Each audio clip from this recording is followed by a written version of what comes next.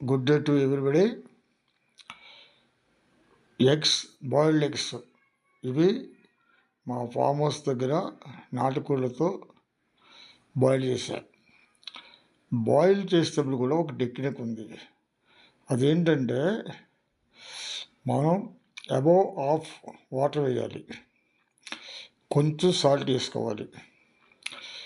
5 minutes తర్వాత eggs బోర్లించుకోవాలి. అంతే, సింపుల్గా ఉడికిపోయి పెంకు కూడా సూపర్గా వస్తుంది అన్నమాట. చాలామంది హోల్స్ పెట్టుకొని కర్రీ చేస్తారు. హోల్స్ అవసరం లేదు. కొబ్బరికాయలకు నీళ్ళు ఎట్లా వెళ్తాయి అట్లాగే మసాలా అన్నీ వెళ్తాయి. నేను ఇవాళ బ్రేక్ఫాస్ట్ 3 eggs. కొంతమంది ఉప్పు కారం చల్లుకుంటారు, నేను అవి ఏం చల్లుకోను. గుడ్డు నోట్లో పెట్టేసుకుంటా. అబ్బా